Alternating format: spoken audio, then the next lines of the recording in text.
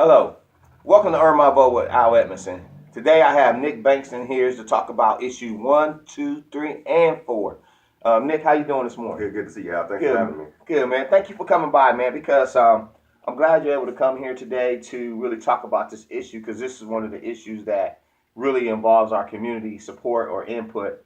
And so, tell me a little bit about issue 1, 2, 3, and 4, and if you can, just share a little bit about what it is and Sure. Well, thanks for having me, and thanks to you all for tuning in because your vote is your voice. Issue 1, 2, and 3, and 4 is basically the city's bond package issue, and it bundles four separate issues.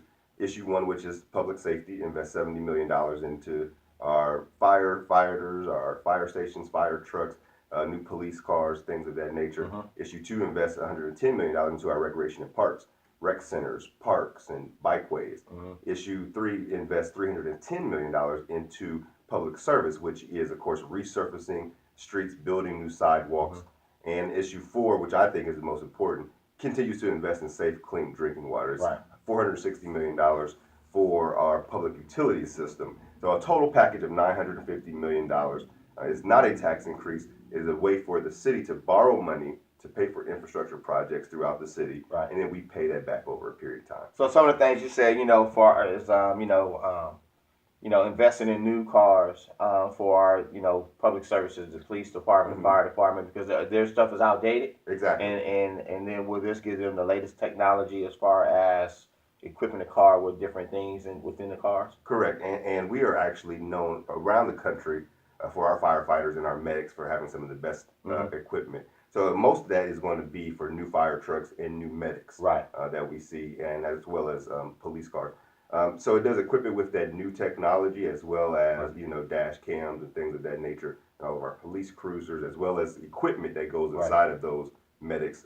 So when the paramedics come, they have the latest technology to help all our residents. Right. So and then also I hear recreation and parks. I know when I was growing up, recreation and parks was definitely a vital institution that really helped our neighborhoods and kept us out of the streets.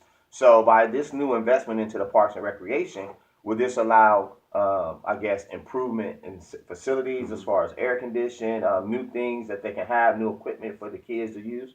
Correct, and the bulk of that is for the rec centers themselves. And if you haven't seen it, I encourage you to go out there to Drive and Park. It is a fabulous new multi-million-dollar. Milo Grogan as well. Yeah, Milo Grogan as well. We've done Howard. Not Howard, but Douglas Rec Center this year out in Linden, and Glenwood out on the hilltop, and brand new remodels or brand new centers. And of course, that gives our children safe places to go and play. It was a while ago that the recession was going on. We had to close some of our rec centers. So now we're catching up to make sure that we bring them up to the 21st century, to equip them with the things that they need, such as air conditioning, so that we can have cool places to go. You remember the times of us, because we both went to East High School, without not having any air conditioning. So that's a key thing that we want to invest in, as well as our continuing to invest in spray parks and pools and things of that nature as well. Okay, good, man. And then the most important thing is always important to me. In order to make a successful community or a vibrant community, you got to improve infrastructure. And a lot of people don't understand about infrastructure. Your streets, your curbs, your sidewalks, your handicap accessibility things that when people come into your neighborhood, it makes the neighborhood feel safe with the infrastructure improvements. So it's good to see that those funds are will be distributed amongst improving our neighborhoods and stuff like that. I know, we often talk about we want to see new businesses and stuff. Though infrastructure improvements help bring new businesses to community. Am I right? Yeah, and I think that's one of the great selling points of any community is the infrastructure. That's how we can retain jobs. That's also how we build great neighborhoods as well. When you go into neighborhoods, do they have sidewalks, safe passages to school for their children, and things of that nature, as well as resurfacing our streets. We are a city of 222 square miles. So that's double the size of Cleveland. We can fit Cleveland inside of Columbus twice. So we have a lot of roads that we have to resurface and catch up on. I know people, I drive down the same street, it's the same potholes, but we're getting to them. And this makes an unprecedented investment in resurfacing, almost $86 million in resurfacing. So I think that as we catch up and as we make sure that we put the infrastructure in place in other parts of the city where there's not sidewalks and things of that nature that help keep us to attract and retain businesses, but also to attract and retain residents. Good, good. And then, people always want to know, is this going to cost me? So I know you mentioned that part of it is that voting yes for this one, two, three, and four allows the city to go borrow money Right. to make an investment into these services. Am I correct? Correct. Correct. So taxpayers won't have to pay anything. Exactly. So basically, what we do is the same way that if you want to make improvements on your house, we don't have the cash on hand to do all of the improvements. So what we do is we go out and borrow that money by selling bonds for the city. Now we pay that back by setting aside 25 cents of every income tax dollar that we have. Now Columbus is always touted as being, the fastest growing city in the Midwest. We have a AAA bond rating. That's because of sound fiscal principles that Mr. Dorian, our auditor, who's been he does a good he's work. been He's been there forever. auditor since before I was even born. Right. So he sets aside 25 cents of every dollar to pay back those bonds over time, so that we keep our promise to residents that we will never raise taxes to pay for the bonds.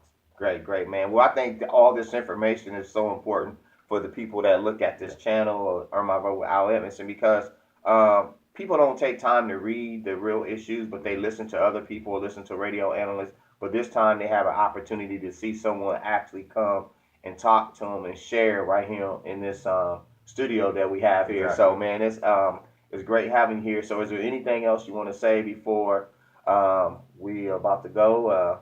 That make people want to come out? Sure. I just encourage you to go out this November 8th, or you can vote early in person at the Board of Elections on Morris Road and vote for issues 1, 2, 3, and 4.